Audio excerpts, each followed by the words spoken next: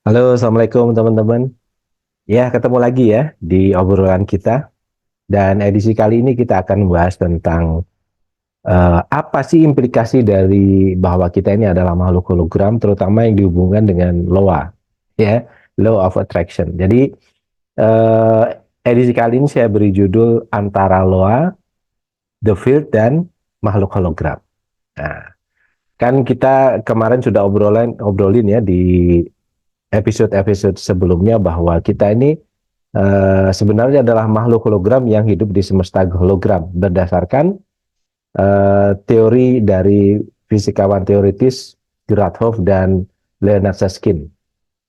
Dan semakin ke sini semakin banyak bukti-bukti ilmiah yang membuktikan teori itu begitu.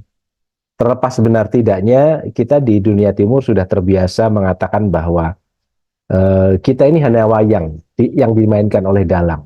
Artinya secara tidak langsung kalimat itu menunjukkan bahwa kita ini sebenarnya tidak eksis. Yang eksis adalah sang dalang, gitu. Sehingga kita hanya sekedar menjalankan permainan si dalang. Nah, sehingga eh, meskipun secara teori empiris ya, empiris yang dalam artian kalau diperlukan bukti-bukti empiris dengan model-model fisika klasik tentu tidak dapat karena ini berhubungan dengan fisika kuantum. Jadi hemat saya teori ini apakah bermanfaat kalau kita gunakan dalam kehidupan kita sehari-hari? Kalau menurut saya teori holographic universe atau yang kita sebut sebagai bahwa kita ini adalah makhluk hologram yang hidup di semesta hologram itu bermanfaat sekali kalau dalam pandangan subjektif saya ya, terutama kita tidak akan sombong lagi yang mengaku-ngaku bahwa yang bisa kita gitu karena ternyata kita ini hanya hologram. Artinya yang bermain itu sang dalang sehingga aku kita bisa hilang, tidak ada ego kita tidak membesar gitu kalau sudah menyadari itu gitu. Nah, baik teman-teman, sekarang kita akan masuk ke obrolan topik diskusi yang agak lebih apa sih manfaatnya kita paham bahwa kita adalah makhluk hologram di semesta hologram ini yang kalau kita hubungkan dengan the law of attraction gitu, terutama yang menguntungkan kan. Oke, bagaimana kita memahami the law of attraction kalau ditinjau dari sudut pandang bahwa kita adalah makhluk hologram yang hidup di semesta hologram. Nah, teman-teman, saya akan share screen. Nah, ini dia. Baik, teman-teman. Jadi judul kita adalah antara Loa, The Field, dan makhluk hologram. Tentu kita mengerti bahwa di episode sebelumnya saya mengatakan bahwa di dalam konsep bahwa kita ini makhluk hologram yang hidup di semesta hologram atau teori holographic universe itu hanya gambaran besar saja bahwa bisa jadi semesta kita ini kata Leonard Susskind adalah seperti di lubang hitam itu, kita hidup di dalam lubang hitam besar di mana informasinya itu ada di plat dua dimensi dan kita merupakan bayangan dari plat dua dimensi itu gitu yang terbentuk seperti menjadi tiga dimensi. Nah, di dalam yang keilmuan yang lebih detail lagi, saya justru menemukan uh, ilmu tentang hologram ini dalam pandangan subjektif saya itu justru di ranah keagamaan gitu, ranah spiritual. Tetapi teman-teman, saya ingin membatasi bahwa kita menggunakan ilmu ini dalam tataran ilmu pengetahuan begitu ya. Kita tidak masuk ke ranah agama supaya nanti tidak uh, bertabrakan dengan konsep-konsep barangkali yang kalau orang membahasnya nanti menggunakan dalil-dalil yang nanti justru membuat pembahasan kita ini terbatas begitu. Saya menganggap bahwa ilmu sifat 20 yang yang diajarkan di agama Islam itu adalah menjabarkan tentang konsep holographic universe, menggambarkan tentang kita adalah makhluk hologram di semesta hologram. Yang paling sering saya contohkan adalah kita ini atau universe ini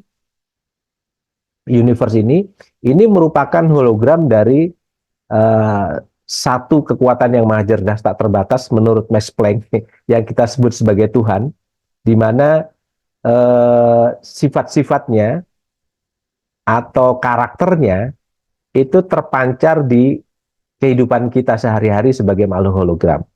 Jadi yang menempel pada dia atau padanya itu disebut sebagai sifat maknawiyah. Kemudian yang berkasinar yang ditempelkan secara terbatas pada makhluk karena keterbatasan raganya itu disebut sebagai sifat ma'ani. Di dalamnya ada sifat kudrat, irodat, ilmu, hayat, sama, basar, kalam ya.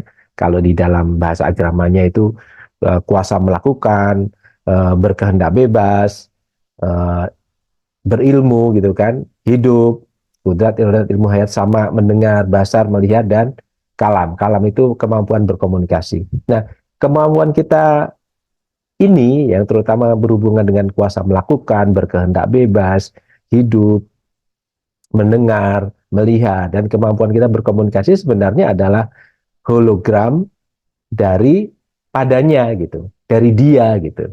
Kalau di konsep agama ya. Dan kita akan bahas ini secara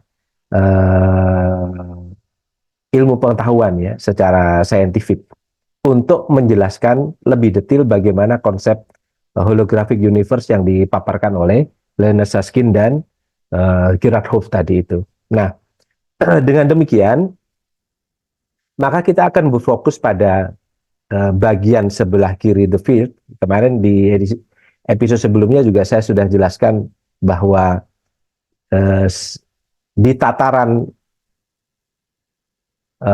pembentukan alam semesta itu yang versi ilmiah itu kan kita ada Big Bang ya yang kita anggap sebagai kejadian semesta pertama kali. Dan ternyata itu kalau dicari sumbernya lebih jauh sebelum Big Bang ada apa gitu. Karena saya pernah baca bukunya Lynn McTaggart yang berjudul The Field, itu mengatakan bahwa sebelum semesta ini diciptakan, itu ada sesuatu yang membuat itu jadi duluan gitu. Dan ternyata ketika saya runut lagi, apakah ada pengetahuan kuno yang berhubungan dengan ini, di mana ada jejak-jejak ilmu pengetahuan, terlepas itu scientific ataupun non-scientific, teori yang sifatnya ilmiah maupun teori yang sifatnya spiritual yang berhubungan dengan itu. Dan ternyata ada. Jadi di abad 13 itu Ibnu Arabi mengeluarkan konsep tentang martabat 7. Artinya proses penciptaan itu dimulai dari kehendaknya Allah, kehendaknya Tuhan untuk dikenali oleh makhluk. Nah, jadi ini juga sudah saya jelaskan di episode sebelumnya. Ada fase Ahdiyah, fase Wahdah, fase Wahidiyah, di mana di sini uh, kalau dilihat dari apa yang dijelaskan oleh Lynn McTaggart, letak the field itu saya setarakan ya kira-kira itu di fase 3 nih, fase Wahidiyah atau fase Grand Descent atau Lauhul Mahfuz. Nah, kemudian ada fase arwah, fase mitsal, fase atsam. Nah, ini ada proses manifestasi Big Bang di sini. Kemudian fase insan kamil, dan ketika Big Bang sudah terbentuk, usia usia dari Big Bang sampai sekarang itu 13,7 atau 13,8 miliar tahun gitu ya. Di mana di manusia itu muncul itu di baru beberapa abad ya terakhir gitu, beberapa abad terakhir eh, setelah Big Bang gitu. Artinya ketika Big Bang itu berjalan, kemudian sampai terbentuk bumi dan makhluk planet-planet, kemudian terbentuk matahari, terbentuk galaksi, terbentuk tata surya sampai terbentuk bumi, kemudian bumi sudah siap dihuni, kemudian manusia muncul di situ, dan di fase manusia inilah yang dikatakan oleh Ibnu Arabi sebagai fase insan kamil. Insan kamil itu maksudnya adalah makhluk yang sempurna, yang bisa mengerti keberadaannya dan asal usulnya. Nah, ini kalau kita hubungkan dengan konsep ilmiah adalah konsep holographic universe itu di sini. Artinya kita ini sebenarnya adalah masuk makhluk hologram gitu, yang hidup di semesta hologram. Nah, teman-teman, dari pemahaman ini maka kita coba beranjak ke konsep the field tadi ya. Di the field itu kita setarakan, kita sejajarkan ya teorinya dengan lahul mahfuz kalau di dalam agama, di mana lahul mahfuz adalah kitab yang menuliskan seluruh catatan takdir dan kejadian di alam semesta. Artinya seluruh catatan takdir dan kejadian itu artinya ya yang belum terjadi maupun sudah terjadi itu ada di situ dan sudah selesai dituliskan, artinya sudah terjadi. Kitab ini terjaga dan keberadaannya telah ada sebelum penciptaan alam jagat raya dan umat manusia. Ini pengertian dari Lauhul Mahfuz ya, berdasarkan ensiklopedia istilah-istilah keislaman terbitan dari Kementerian Wakaf Mesir. Nah sekarang coba teman-teman bandingkan dengan apa yang ditulis oleh Lynn McTaggart di bukunya The Field. Jadi Lynn McTaggart mengatakan the field adalah bidang dari semua kemungkinan. Dengan kata lain, segala sesuatu yang dapat Anda pikirkan dan segala sesuatu yang tidak dapat Anda pikirkan dan segala sesuatu yang belum terpikirkan oleh siapapun sudah ada dalam bentuk gelombang di the field ini. Ini kan pengertiannya mirip sekali dengan yang dijabarkan di Lauh Mahfuz ya. Jadi the field ini adalah sebuah tempat di luar ruang dan waktu di mana semua kemungkinan sudah terjadi dan ada, eksis, namun baru dalam bentuk gelombang atau katakanlah samudra kemungkinan. Nah ini, statement-statement ini sebenarnya kalau kita hubungkan dengan Lauh Mahfuz, the field yang dimaksud oleh Lynn McTaggart ini serupa dengan itu gitu. Oke, kalau gitu kita teruskan. Nah sekarang kita hubungkan dengan Loa. Loa adalah the law of attraction. The law of attraction itu adalah satu konsep atau satu teori yang mengatakan bahwa hal yang positif menarik yang positif, yang negatif menarik yang negatif, atau like attract like. Jadi kalau Anda ingin mendapatkan hal yang positif, maka Anda harus berpikir positif kan seperti itu.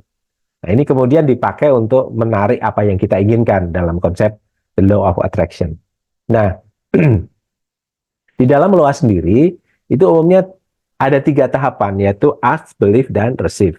Ask itu mintalah. Nah, teman-teman kita akan bahas satu-satu. Ask pada saat meminta ini biasanya ada masalah. Kenapa Loa tidak berhasil gitu ya? Nanti akan kita hubungkan dengan konsep kita adalah makhluk hologram di semesta hologram atau the holographic universe tadi. Orang yang gagal meloa umumnya permintaannya tidak jelas, tidak detail. Misalnya saya ingin sukses. Nah, sukses dalam bidang apa gitu kan?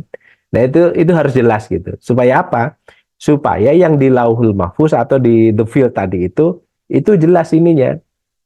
Yang dimau itu apa? Karena sukses itu kan sangat sangat luas ya. Sukses dalam bidang apa? Atau yang bermasalah berikutnya di Loa, kenapa Loa tidak berhasil pada seseorang? Itu adalah kan ask, believe, receive ya. Yang dibelieve, mempercayai.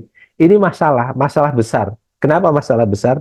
Karena biasanya di sini kan dianjurkan untuk mempercayai bahwa apa yang kita minta itu sudah terjadi. Lah bagaimana kita mau percaya itu sudah terjadi? Kan faktanya belum terjadi kan begitu teman-teman. Nah tetapi kalau kita paham konsep Lauhul Mahfuz atau the field tadi, itu dikatakan bahwa apapun yang sudah pernah dipikirkan, yang belum pernah dipikirkan, atau bahkan yang tidak pernah terpikirkan itu sudah ada di the field atau di Lauhul Mahfuz. Jadi sebenarnya apa yang Anda muncul, apa yang insight yang Anda dapatkan, atau kira-kira Anda mendapatkan satu kok tiba-tiba saya pingin ini ya gitu ya. Itu sebenarnya juga bukan pinginnya dari Anda sendiri, karena kita adalah makhluk hologram. Makhluk hologram yang mendapatkan sinar dari yang membuat hologram kan begitu. Nah, yang membuat hologram tadi di sebelah kanan the field tadi itu kan ada kekuatan maha cerdas tak terbatas tadi yang kita sebut sebagai Tuhan. Maka sebenarnya yang muncul di kepala kita ketika kita menginginkan sesuatu itu sebenarnya adalah berkas sinar hologram yang sampai di kepala kita. Kemudian muncul di dalam keinginan kita, di dalam irodat kita. Irodat berhubungan dengan sumbernya adalah muridun. Ya, kita berkehendak di irodat yang sifat Tuhan yang ditempelkan secara terbatas di makhluk seperti kita, itu asalnya adalah muridun yang maha berkehendak. Artinya kehendak kita itu sebenarnya adalah pancaran sinar dari muridun tadi itu. Artinya kita ini ada dapat sinar frekuensi itu dari sang sumber gitu, sang cahaya begitu. Nah, artinya apa?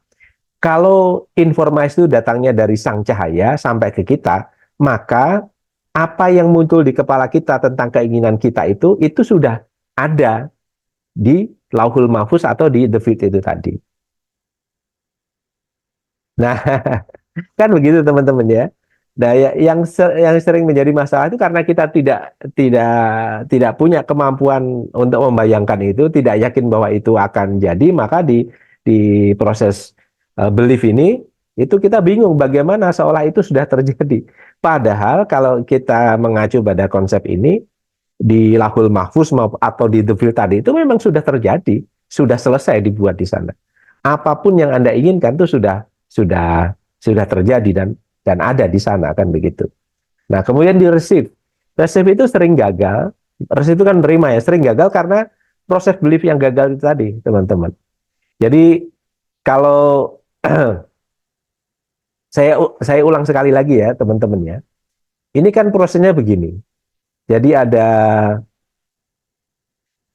tadi konsep holographic universe ya, holographic universe. Bahwa kita ini merupakan hologram, semesta universe ini merupakan hologram dari God, dari Tuhan. Nah, the field itu ada di sini, the field. Jadi semesta ini sebenarnya dilingkupi oleh the field. Jadi kalau anggaplah God ini adalah lingkaran yang paling besar di mana the field ada di dalamnya, dan kemudian universe atau semesta ini ada di dalamnya lagi gitu. Jadi seluas apapun semesta kita ini sebenarnya di dalam lingkup dari the field atau di dalam lingkup dari Lauhul Mahfuz. Dan the field atau Lauhul Mahfuz itu di dalam lingkup dari God atau Tuhan atau Allah. Artinya apa? Allah itu meliputi alam semesta. Dan the field atau Lauhul Mahfuz itu juga meliputi alam semesta. Semua konsepnya sudah jadi di situ. Nah, dengan memahami ini teman-teman, maka ask, believe, receive tadi menjadi lebih mudah dipahami. Artinya kalau Anda meminta, permintaan Anda itu sebenarnya adalah berkas sinar dari God, dari Tuhan, dari Allah. Mampir di kepala Anda dalam bentuk insight, ide menjadi kehendak bebas Anda, dan itu sebenarnya juga insight-nya dapatnya dari Sang Maha Cahaya ini yang memberikan insight itu kepada Anda. Artinya apa? Kalau itu asalnya darinya, tentu kehendak itu sudah ada dari Lauhul Mahfuz. Nah, kemudian tinggal bagaimana cara kita untuk bisa memahami itu, memasukkan dalam konsep pola berpikir kita agar menjadi lebih mudah melepas ya keraguan-keraguan pada saat ask, believe, dan receive tadi itu. Ask, kita pintanya harus jelas, believe, kita yakin bahwa itu sudah terjadi. Setidaknya di Lauhul Mahfuz itu sudah terjadi. Meskipun di kenyataan realita 3 dimensi belum terjadi. Nah, jadi kehendak Anda adalah data hologram yang diterima otak Anda. Yang pertama, Anda harus pahami itu. Yang kedua, artinya di Lauhul Mahfuz atau the field, kejadian itu sudah ada namun masih dalam bentuk gelombang. Ya, tadi kan kita bahas ya, masih dalam bentuk gelombang the field itu. Belum menjadi kenyataan, belum termanifestasi. Dan yang ketiga, Anda harus melakukan kegiatan mental dan fisikal agar proses observer, itu kalau kemarin yang kita bahas ya, proses perwujudan atau manifestasi itu kan kalau di percobaan the field, the double slit experiment itu menyatakan bahwa proses manifestasi itu terjadi ketika ada proses pengamatan. Oleh siapa? Oleh manusia, oleh kita. Jadi agar proses observer merubah gelombang menjadi partikel, merubah samudera kemungkinan menjadi manifestasi, Anda harus melakukan kegiatan mental dan fisikal. Nah, misalnya apa? Kegiatan mentalnya, Anda harus percaya bahwa yang Anda inginkan di law of attraction itu sudah ada, setidaknya di lahul mahfuz, di the field itu sudah ada. Itu mentalnya, sehingga kita yakin bahwa itu akan dikabulkan oleh Tuhan, karena memang faktanya di lahul mahfuz, di the field sudah ada. Nah, kegiatan fisikalnya apa? Lakukanlah kegiatan-kegiatan yang meyakinkan pikiran bawah sadar kita bahwa kita benar-benar mengingini itu. Misalnya kalau Anda ingin mobil, ya Anda coba cari brosur mobil, Anda ke showroom mobil. Kalau Anda ingin rumah, Anda coba cari brosur rumah, melihat-lihat rumah-rumah yang ingin Anda inginkan, kan begitu kan? Jadi secara fisikal, bawah sadar Anda meyakini bahwa oh iya, orang ini memang benar-benar ingin mendapatkan ini. Secara mental, kita yakin bahwa apa yang saya kehendaki ini sudah ada faktanya di lahul mahfuz. Oke. Nah, kalau sudah seperti itu, maka tinggal kita latihan bagaimana melakukan proses loa ini dalam bahasa gitu kan. Nah, bahasa yang paling gampang adalah dengan cara bersyukur bahwa itu telah terjadi. Setidaknya di the field atau di lahul mahfuz. Maka bahasanya adalah terima kasih telah. Ya, misalnya seperti ini. Terima kasih telah memberi pengalaman pada saya berhaji dengan skema Haji Plus bersama istri saya di tahun 2024. Misalnya saya ingin seperti itu, teman-teman. Kenapa? Kayaknya kalau dengan haji yang reguler ini akan lambat banget. Berarti harapan saya diberi kemampuan, diberi kesempatan, diberi jalan untuk Haji Plus bersama istri saya di 2024. Karena kalau di Haji Plus barangkali akan lebih singkat. Asal kita punya kemampuan secara finansial, itu bisa kita dapat. Maka loa saya adalah terima kasih telah memberi pengalaman pada saya berhaji dengan skema Haji Plus bersama istri saya di tahun 2024. Jadi di lahul mahfuz atau di the field tadi itu, ini kan opsi ini kan sudah ada. Opsi saya Haji Plus bersama istri saya di 2024 ini kan sudah ada, teman-teman, di lahul mahfuz. Karena yang sudah terjadi, yang belum terjadi, bahkan belum pernah terpikirkan itu ada di the field atau di lahul mahfuz. Jadi semua opsi kemungkinan, triliunan kemungkinan opsi itu ada di lahul mahfuz. Sudah selesai dibuat. Nah, kemudian misalnya, terima kasih saya telah menerima uang 4,5 M, misalnya di rekening titik-titik. Rekeningnya sebutkan, kalau rekening Anda. Bank apa sebutkan, atas nama siapa, dari berbagai sumber yang tidak diduga-duga, misalnya. 4,5 M kekecilan Pak, saya mau 10 M ya silakan gitu kan. Ini hanya contoh saja, teman-teman. Misalnya terus terima kasih telah memperjalankan saya berziarah dan berwisata spiritual ke situs-situs suci para waliullah tersebar di seluruh dunia. Jadi saya punya mimpi itu seperti itu kan, banyak ya situs-situs suci itu. Nah, sambil wisata menjalani tempat-tempat yang luar biasa indah ciptaan Allah Ta'ala ini, sekalian berziarah untuk mendapatkan pelajaran, ya, pelajaran dalam apa yang dulu beliau lakukan, kemudian bagaimana sejarahnya, itu mendapatkan pelajaran dalam. Dan kemudian misalnya terima kasih telah memberikan pendapatan berapa juta atau lebih besar lagi pada saya setiap bulannya sejak bulan Januari 2024 dan seterusnya, dan dari berbagai sumber dengan cara yang mudah dan menyenangkan, misalnya seperti itu. Nah, bahasa-bahasa telah ini itu secara neuroscience membuat kita lebih nyaman, lebih yakin bahwa itu sudah terjadi gitu. Dan terima kasih itu menunjukkan bahwa kita bersyukur gitu. Atau misalnya Anda yang muslim bisa pakai alhamdulillah, terima kasih ya Allah telah memberi pengalaman pada saya berhaji dengan skema Haji Plus bersama istri saya di 2024. Alhamdulillah, nah, gitu kan? Sambil membayangkan haji di 2024 dengan skema Haji Plus seperti itu. Dan seterusnya dan seterusnya. Oke, teman-teman.